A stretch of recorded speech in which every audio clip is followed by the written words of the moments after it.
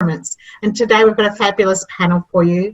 I'd like to acknowledge that I'm on Kaurna country, and wherever you are, please bring yourself to that place as we begin this conversation together. And we acknowledge in collaboration for impact elders past, present and emerging, and recognise that our land has never been ceded. So let's begin. And today we are going to be exploring three different spheres of government. So from the Commonwealth, the state and municipal or local government perspective. And I'm going to hand over to Kerry Graham, who is one of the co-directors and co-founders of Collaboration for Impact. Over to you, Kerry.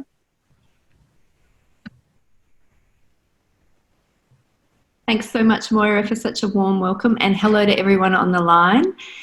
Thank you for joining us. And I just want to acknowledge I'm on Gadigal land, and I also pay my respects to elders past, present and future.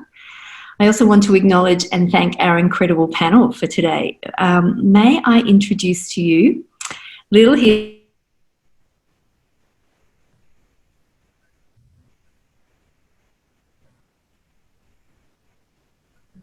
Kerry, you've gone on mute for some reason. Just want to try that again. Oh, apologies, Moira. When did I go on mute? Well, let me introduce. Start at the beginning. Start again.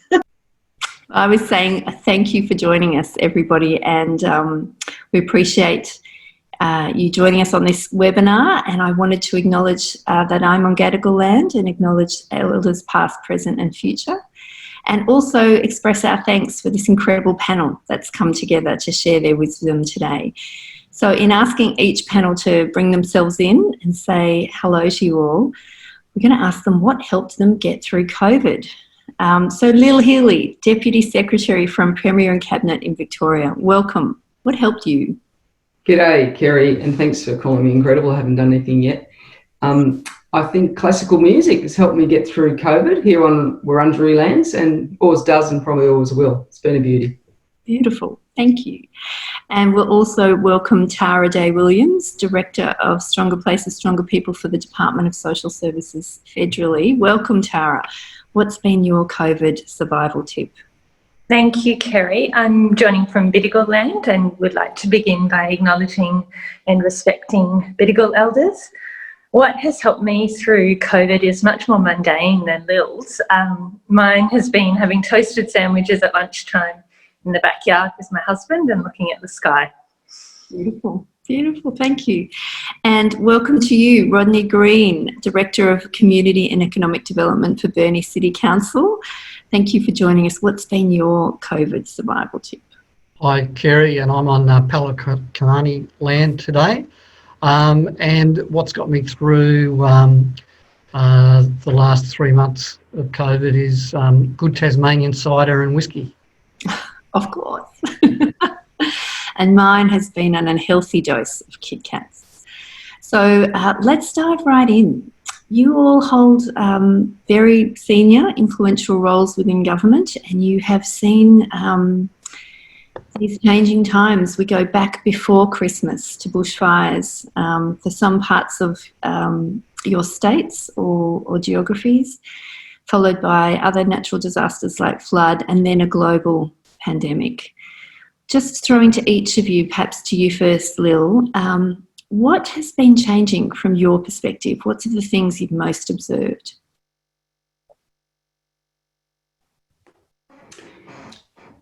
I'd frame the timing to pre that, Kerry, here in Victoria, because I think what's been changing consistently is the critical issues around the environment and climate. Mm-hmm. And then at a social level, things like family violence and Indigenous rights. And so then you go into the crises part of things. But they're a big changing or desire for change context in a Victorian sense, and I'm sure others will speak in other jurisdictions. So what hasn't been changing is a desire for change. I think what's been changing is people's smarts and passions to really get on board the opportunity that a pandemic, please take that in the context with which I'm saying that, opportunity that a pandemic or a crisis presents. And so I've seen within government and certainly within the civic realm an increase in activity and passion and desire to get on board for change, whether that pre-existed for the issues that I talked about, or we take the opportunity now to say, well, what does this present for us? So that's just a context set as opposed to specific initiatives or levers of government, but I just present that perhaps as context. So definitely something there about the crisis that creates urgency, perhaps more buy-in for change. Rodney, have you seen anything different from your perspective? I think what I've noticed here in Tasmania is the speed of change and the associated with COVID, and the speed in which government has responded at all three levels, and I guess also the sense of what are priorities is probably a little bit different than during COVID than what we saw before. Great. We'll unpack that a little further with you as we go. But Tara, from a federal perspective, anything that you're seeing that's different to what Rodney and Lil have shared? It picks up on your point, Kerry, about the sense of urgency. I think the latest crises being particularly health-focused and economic-focused on top of bushfires, drought, flood, sustained challenges for our communities around the country. But what has changed, I think, at an individual level and a community level, and I think we've seen this in many positive ways with governments too, and corporates and NGOs, is a greater willingness to cooperate and collaborate and communicate and dare I say partner. I feel like there's a stronger calling for that and stronger action in that way. So Tara, you've observed that calling being directed towards the federal government, have you? The government being called to be better partners with communities and others? Yes, and picking up on the sense of urgency, what we're hearing is that now more than ever, communities are asking and saying we're willing to work differently with governments. We want this to be a partnership. We want to share responsibility. We want to share accountability. And we want to use this opportunity to shift the system, some of the language about building back better. So we are in this state of change as well as crisis, and there's an opportunity to respond in a collaborative way. Rodney, what are you feeling that local government to do in these changing times? Is it similar to Tara or different? Look, I think it's pretty similar to what Tara's saying. We've noticed the level of collaboration between three levels of government. The processes and structures that have been put in place here in Tasmania have been remarkable in the way that information is being transmitted, and also the opportunity for the community to feed into the process. Lil, anything different from you, or what do you think government's being called to do in these changing times? I think the call and the role for government in this particular time is a steroids version of what a good government should see as its role anyway. And I think, those three critical elements of cultivating hope and of activating responses, resources in a timely way, and of motivating learning, those elements are just heightened in this period. And I'm seeing that working better than I thought it would. And when I say government, I mean the whole apparatus, including citizens in that sense. So I think it's visible that people see and are acting in that way. And just picking up on what the others have said, again, there's some specific examples I'll go to when at the right time in Victoria as to how that's happening. But I do see that different sense, and you look at the trust in government data at the moment, it's not too bad, and so that echoes that there is a sense of coming together and hope, looking to that leadership piece at all levels. And I think people are rising pretty well to the occasion on that. It's interesting you described it as government on steroids. Just to stretch the analogy, the sustained steroid use is never good for someone. Is this government on steroids sustainable? Is this way of working that's emerging something that will become the new normal for government? Well, I'll kick off with a comment and others will have a view. I think it's about the shift for the time. And so I'll follow your analogy. You use steroids for a period of time and then you heal. So to me, the third element of what I was saying about motivating for learning, see that as a bit of a healing analogy. What are we learning from this particular period of time that we absolutely want to keep and be the government for 2021 and beyond? Because that's the government that's needed, not the government from 19. So it's not about going back and it's not about staying where we are. It's about adapting to what's needed. So in Victoria, as many of you all know, the government took if it's okay to go to this, Kerry, the government took a decision to reframe its architecture, both at the executive government level and the administrative government level. And it's done that because the time is different.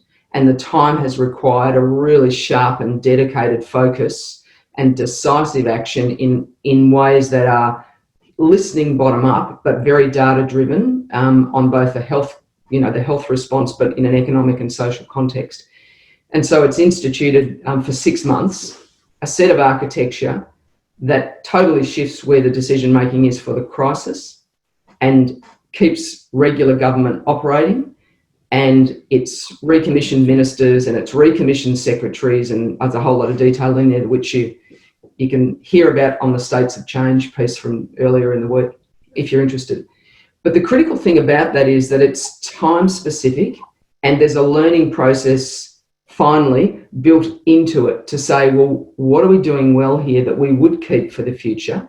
And when we adapt and say, what does it need to look like for 2021, we'll make those decisions. So that's a really interesting thing to look at and a really important thing to be part of, but it's the learning piece that will mean it's useful because we can't go back, we can only go forward, and what do we keep and what's different. And to me, the one defining piece of that is the uniqueness is that the structures are they're across departments, across portfolios, and again, I'll give you an example around the Indigenous space a bit later on, but they're also relatively sort of deep to the citizen. Very intentional structuring for crisis, like which is potentially unique. Rodney, have you seen things like that at the local government level or in Tasmania, where restructuring, delegating authorities in response to crisis? Yeah, look, Kerry, we've certainly seen it from the state government in terms of the structures that they've put in place in terms of recovery. And I think it's been a really testing time because usually state government agencies in terms of recovery are always responding to a crisis, a point-in-time crisis or a disaster. Whereas this time we've had to see processes and structures that, we're now 3 months in, we don't know how much longer this is going to go on for. So I think that it's been really good to see the way in which government has adapted to a completely different situation than normally they would be used to in terms of responding to a crisis. And Rodney, you spoke earlier about observing and also being part of higher levels of collaboration, information sharing, cooperation. Has that been in response to the state government organising itself differently for crisis? Or were there preconditions already in place for that level of collaboration? I think in terms of most of what we've seen, it's largely been a direct result of the current crisis. The level of collaboration, I think there's always been a willingness across some government agencies to work closely with communities, and we've certainly seen that much more. But I think in terms of the structures in particular that we're seeing for COVID is very different than what we used to seeing traditionally. Let's go to you, Tara. Quite extraordinary story from Lil and Rodney about restructuring and acknowledgement of crisis. What are you seeing at the federal level? We've also seen a pivot or a restructure to pull resourcing and effort from across the Commonwealth public service to areas of most need in response to the crisis. So to ramp up the ability to respond to citizens in need, and that, similar to what Lil has described, has been point in time and a rapid response. So there's some similarities at a Commonwealth level too that I'm aware of. We know from other crisis responses. Oh, Moira, we have a pithy question when you arrive. Is that all right to interrupt? So while we've been hearing all of those perspectives, there is a question here from Mark wondering about what that's actually meant for community organisations in terms of data and reporting, what some of those changes might have been, has there been any pivots around that as well? I can start if you like, Kerry. Please. I'm aware that the department that I work for, which is the Department of Social Services, has understood the impact of the crisis on citizens, but also the service provision organisations that we fund to do the critical work in communities. And there have been quite a quick response in terms of flexibility to acknowledge the disruption that we've all experienced, but in different ways. And my understanding of the reporting requirements within the Department of Social Services is that there have been some flexibility, understanding the disruption to data, to reporting, as well as, importantly, service provision. And certainly in the work that I lead, we've done our best to clarify the scope of the flexibility for the funding that we offer communities to lead the work they lead. Lil, would you add any comments here? Yeah, I'd add to that. I framed earlier in the sense of government. I know government's government, but I was sort of trying to frame for the whole community bit, because the community is part of the reorg here. I mean, community organisations are fundamental to the response that Victoria has, whether it's in the health sector, whether they're Indigenous community controlled organisations, environmental organisations. So they're actually in the mix of the solution. And so as we say, and we talk with those organisations, and they've been doing a lot of 24/7 weekends themselves, and do some plans about, okay, how are we going to run the food service out through here? Then that goes to suspend contractual reporting, take a grant sum, we will audit out at this point on these things. So they're conversations that are absolutely part of the architecture. It's not a done-to model. As much as government can ever not be done to, right now I'm seeing some really good examples of the best of that you would hope was normal business. I mean, let's not make pretense here. You hope it was normal business.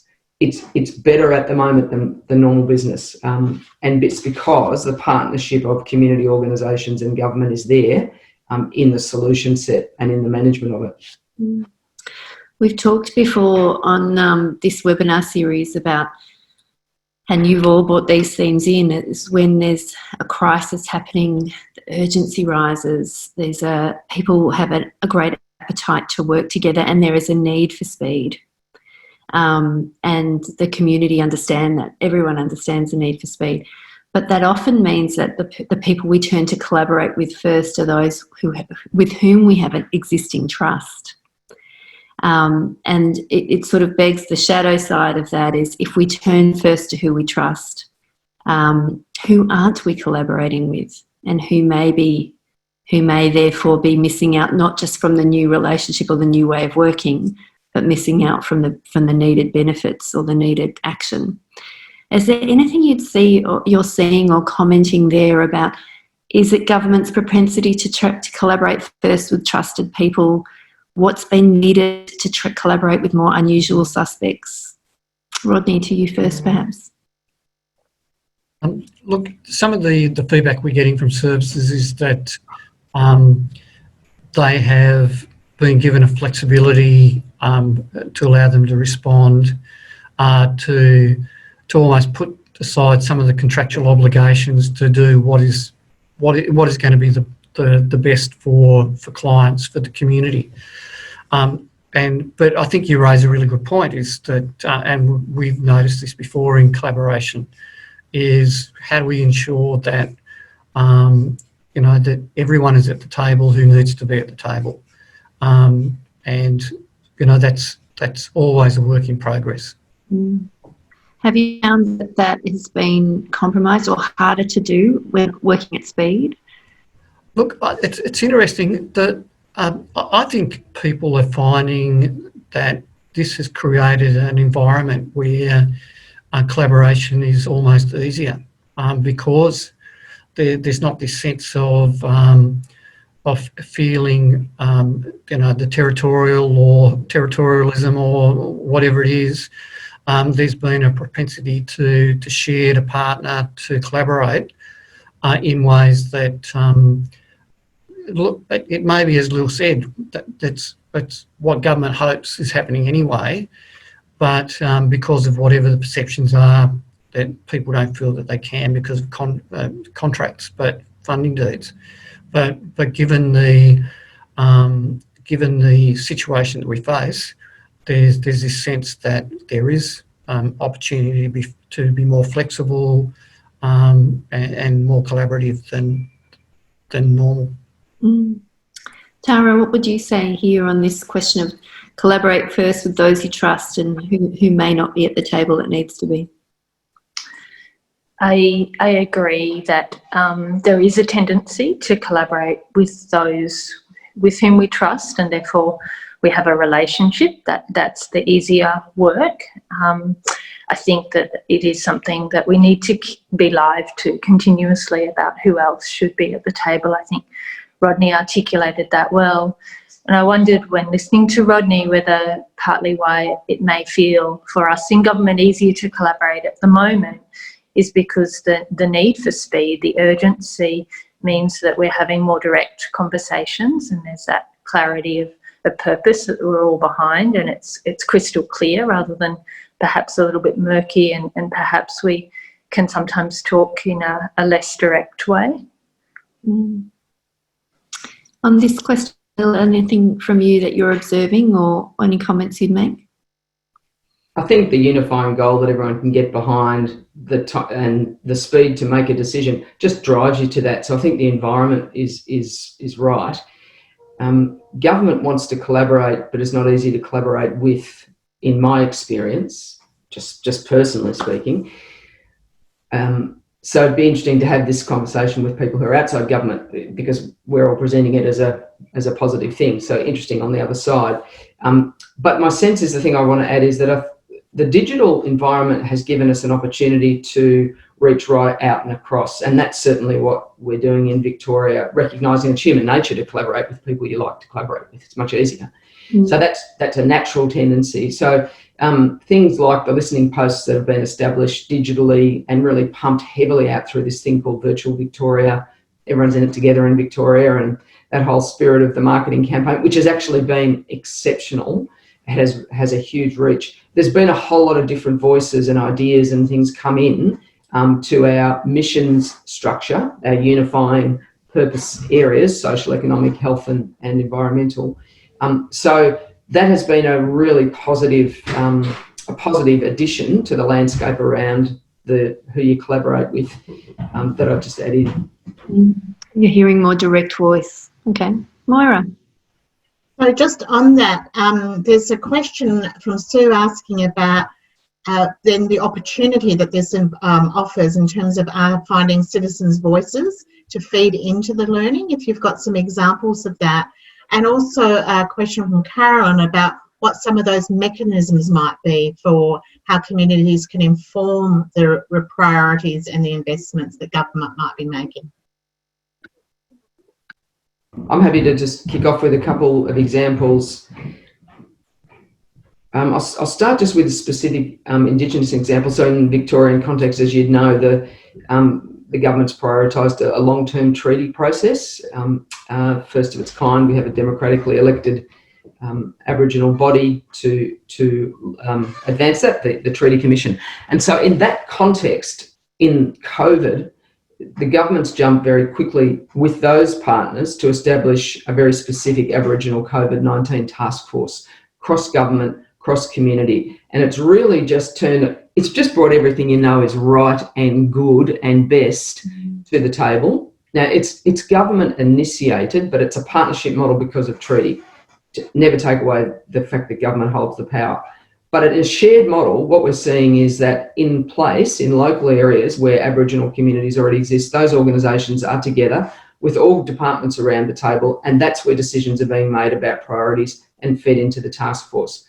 So where is the food bank response needed most? That's decided locally. Which schools actually require a really deep, quick digital response to support their students who are not being able to be educated digitally, just as two examples. So that whole model is something that I put on my hang on to list when we talk about learning, and back through our group of secretaries and ministers, our missions committee, to say, yeah, this is actually working. This is what we've always aspired to. How do we hang on to something like this? So that would be, that would certainly be one example. I think the other mechanism that we want to build on is we have a set of partnerships across the state, regional level, cross-sectoral, government, business, philanthropy, community, etc.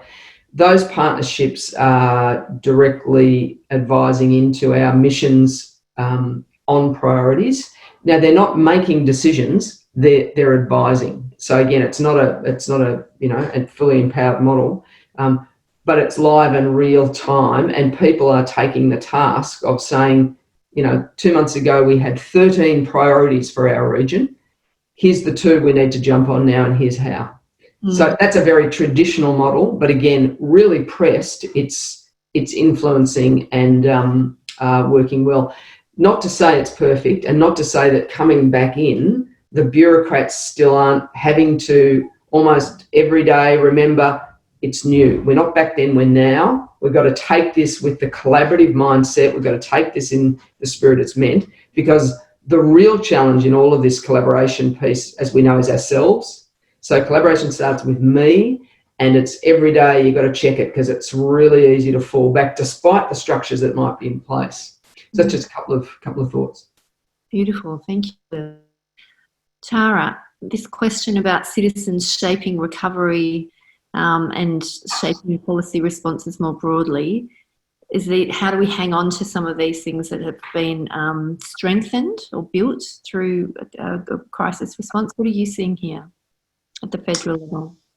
I see that where there are community-led initiatives, that's an absolute strength that we need to continue to, as governments, work with, support, enable. And so I'm very fortunate in the work that I lead that's front and centre. It's at the core and at the heart. But I think there is an opportunity to amplify that even further, because we know that many of the communities that we're working with that are leading the work, and so they've done the hard work to look at the data, to do the continuous engagement, so that they know they hear the voices every day of their community, and that's in the work that they bring and how they communicate. They've developed a strategy, and they see that governments partnering and working differently with them to enable community to lead is central to a response strategy. So getting behind the solutions that have been defined in each community, not rolling out a program that has national consistency. What we're hearing now more than ever is actually communities need to be empowered to articulate and take action on the solutions that they know will impact their community. Thank you, Tara. Rodney, local government is often referred to as the government closest to the people. Have you seen citizens reshape the role of local government in this time? Yeah, look, we've certainly seen the local government is the first point of call for a lot of people. So for some reason they think local government is responsible for everything. So that's been interesting. Thanks, Lil. But one of the things that we've been really exploring over the last couple of months, and even pre-COVID, but it's become much more as we think about social and economic recovery post-COVID, is how do we embed community voice into the structures and processes that we have, so that from a governance point of view, in bringing everything together, that there's the community and every member of the community, regardless of who they are, has the opportunity to have input and ownership, and not just at the very beginning, but continuing on through whatever the interventions and solutions that are developed. Mm. So you're all speaking strongly to government. Oh, I'll hold my question because Moira is in with one another. And you're on mute, Moira. It's like Zoom bingo. It is like Zoom bingo. Bingo. We've got a very engaged group here today, which is fantastic. So there's just to keep flowing on and riffing off this question of participation. Also, some of the flip side of that is around risk and how governments manage risk, and what opportunities there might be in a COVID-informed way to bring risk to new places or to stretch your thinking or opportunities. And then what does that mean then about the relationships between collaboration, partnership and actual agency? So I'll leave you to play with that, Kerry. Mm. Would anyone like to make a comment on those? Has the risk appetite for government changed at the federal level, Tara?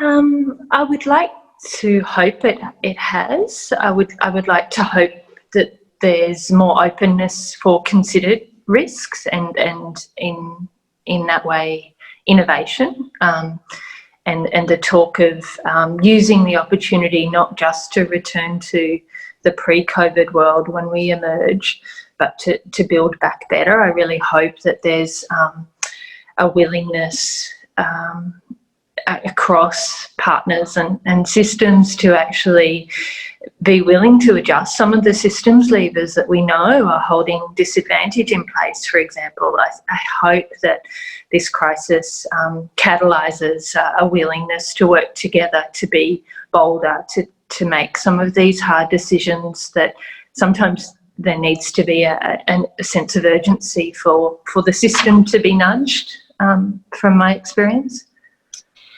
There's a line of questioning coming through the chat that'll deepen this question for us, all of us, which is, let me try and frame it, that the container of a crisis has enabled us to do the things, us as a nation, but particularly the things all three of you are bringing, is government is acting differently.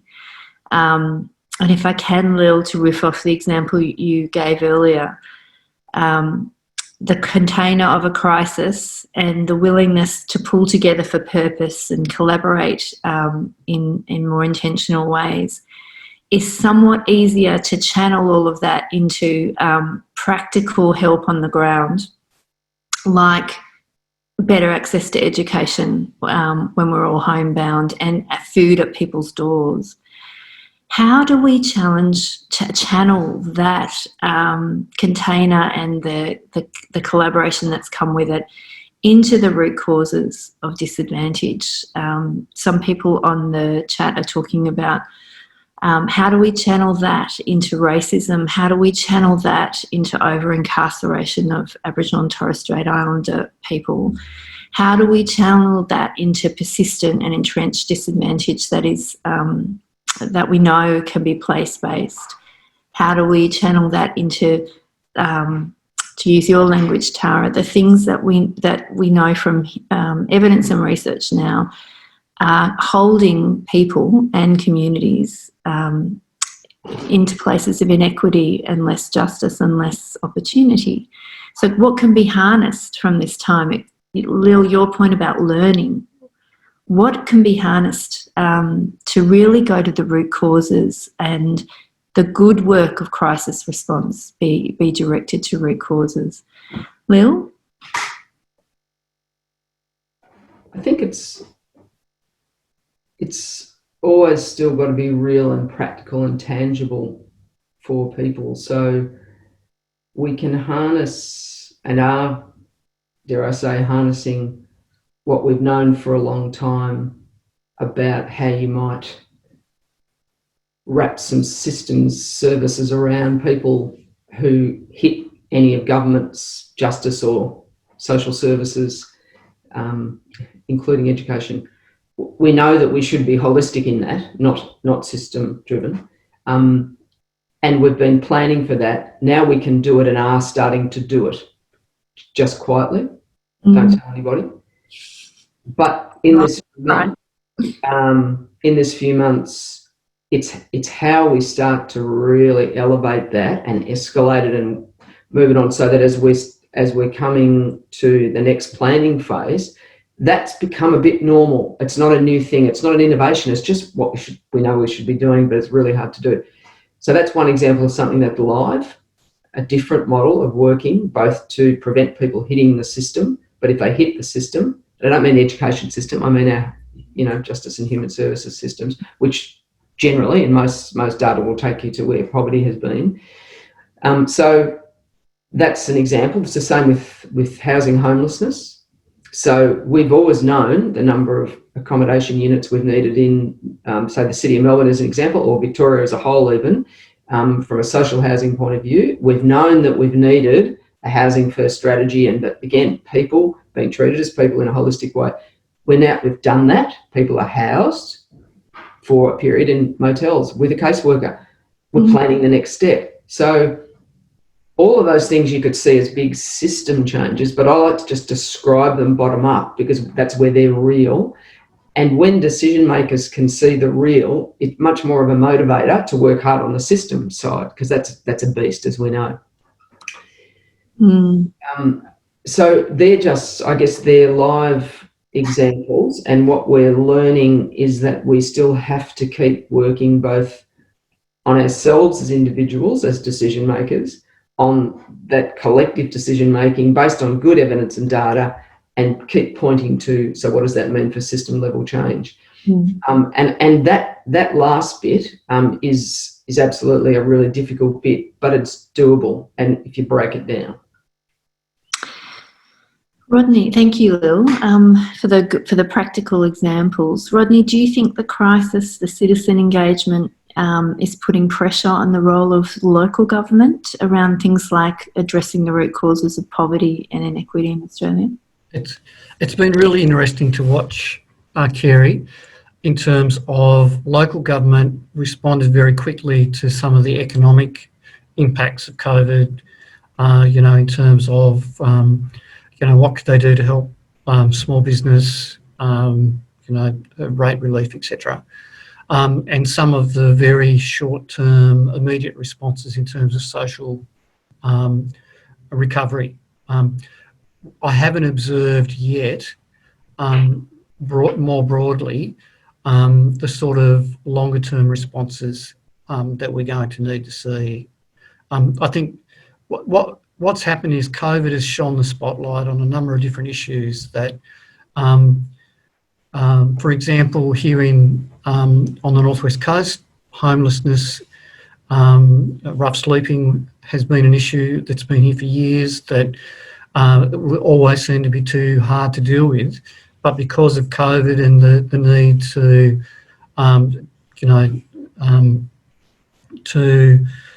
protect those homeless people, we've now got a homeless shelter here in Burnie. I think it's about whether we're going to see government continue to have the appetite for that sort of responsiveness I think one of the interesting things I've observed, and this is across all three levels of government, is that debt that usually is the reason why we can't respond has suddenly taken a real back seat. So it's, the government spends, the federal government spends $230 billion, the Tasmanian government spends $4 billion, our council is spending millions. That before this was unheard of. If we'd have been able to have that sort of attitude towards, well, what is the level of investment that we need to make to address, homelessness or poverty, or you name the list. In the past, the issue's always been, well, we can't afford to do that. Suddenly, affordability doesn't seem to be a really big issue. So just to stay on that for a moment, Rodney, if this environment, this crisis environment, has allowed local government to think about using its money differently and, as you say, be unshackled by debt for a moment, do you think that is helping, that there is some long-term change there about local government reframing its role in relation to things like inclusion, equity, justice, equal access for all, those sort of, they're known for rates and rubbish. Are we going to see local government take up a different role? I wish. Look, I think there are some local governments who really recognise that they've got a much broader role, and it is broader than roads, rates and rubbish. Certainly that's what we see here in Burnie, and we see it in communities around Tasmania. But more generally, I think there's still quite a long way to go for the local government to see that they have a real role. It's been interesting. One of the things that local government in Tasmania has got to do is develop a social and economic recovery plan for their communities. For some councils, that is going to be see that as a great opportunity to build on the work that they're already doing. And some councils are going to wonder what that actually means. They won't know where to start. So I think it's really difficult at the moment to take a sort of more general statement about local government in relation to some of these issues. But I'd hope that, as we do talk about recovery, that we start to think in terms of what is local government's role in place-based collective impact responses. It's interesting that you talk about the readiness of some and not others, because I think that's probably uniform across the community as well as in government. And we know that certain conditions of a crisis create change, and then some of that change snaps back really quickly. So we've seen free childcare, and then we've seen that snap back. So the optimism and, I guess, hope that you spoke of earlier, Lil, was shared across the country in most parts. About we were relatively untouched, or not untouched. We were relatively well placed when it came to COVID and the impacts of COVID in terms of people's lives in Australia. So there's high trust and optimism in government at the moment, but the beginnings of snapback are happening. What do you imagine might be happening to the relationship between citizens and government off the high of a great response to start to see some of these things erode? And we'll move to the positive at the end, but there will be snapback. There will be reverting back to the old ways because the system is ruthless in recruiting people back to the way it operates. What do you expect? What you might see? Tara? And then to you, Lil. I'm concerned that we might see sustained pressure to do the immediate only, to fund programs and services that will today and tomorrow have an immediate impact, and a withdrawal of investment into the social infrastructure that we know will create a sustained path for change. So that's a concern I hold. And I think that while it's important to be responsive and demonstrate a quicker pace for government, I think there's also the importance of maintaining those relationships, partnerships, investments that support the strategic and the long-term work that we know is needed as well. Mm-hmm. Lil, your comments on possible snapbacks or likely snapbacks, and what would they mean? I guess I'm challenged by the question. I don't hold the view that everything that's done in COVID shouldn't finish. The childcare thing was a straightforward response. It wasn't a structural change. It was never meant to be. As an example, the job seeker payment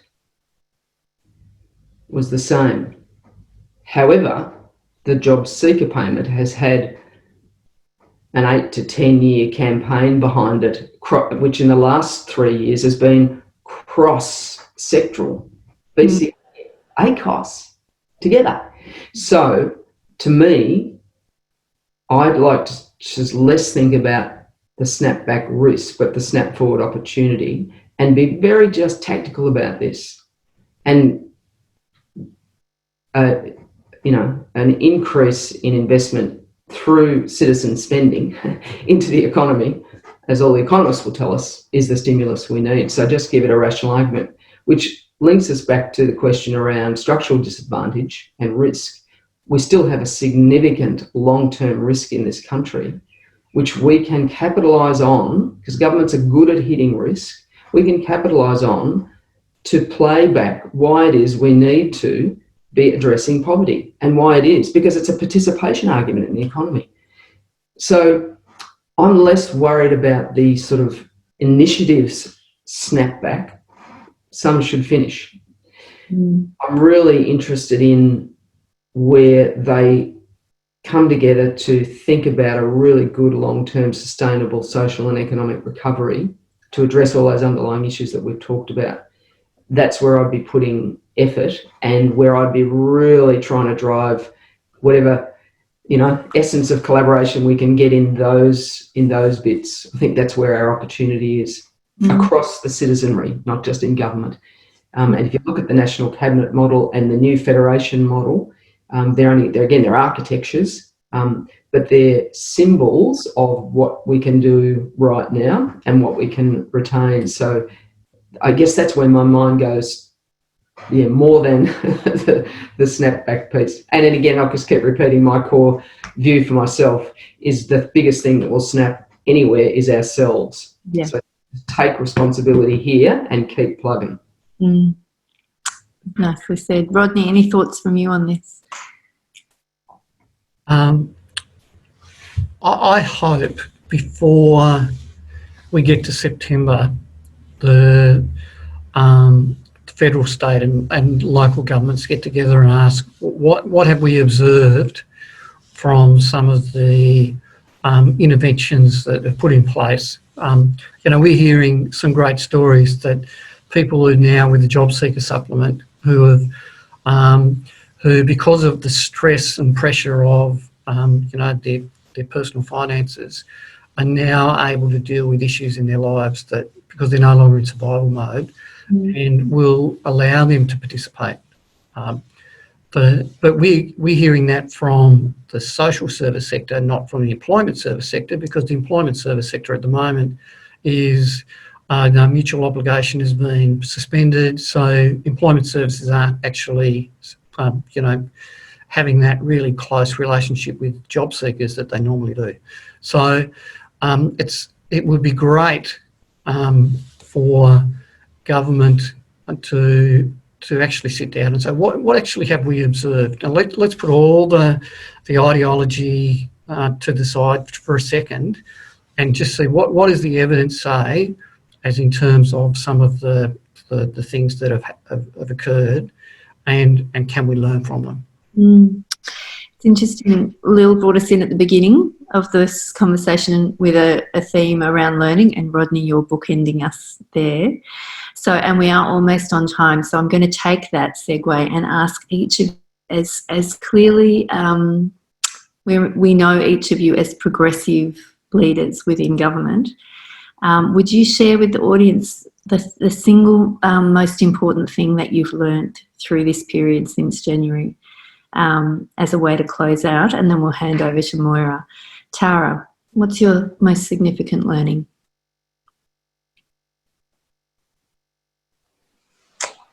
I feel like I could have done with a few more seconds to think about that one, Kerry. But one of your panelists might be able to help you if you want a few. The power of connection and the importance of maintaining that even when we can't physically be in the same room, the same community, around the same table together. So the importance of connecting to sustain the relationships is very apparent to me right now.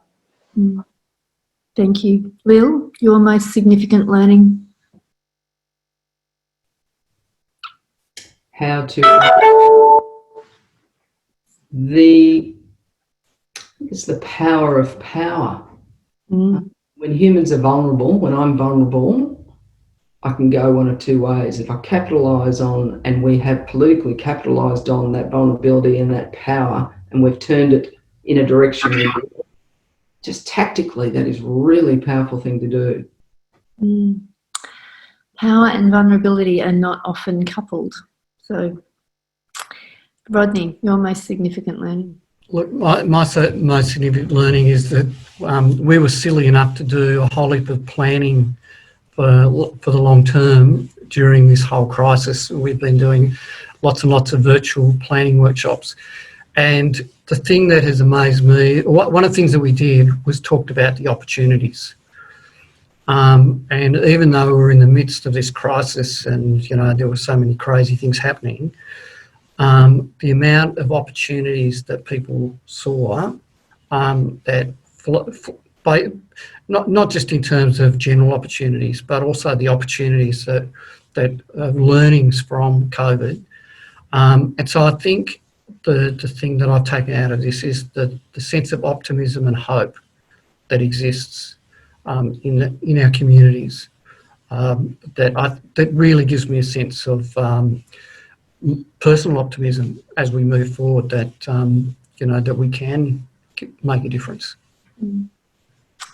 Beautiful words to end on. Thank you to each of you for spending the hour with us, sharing your perspective and views, and for showing a little bit of vulnerability in doing so. We're incredibly grateful. And over to you, Moira.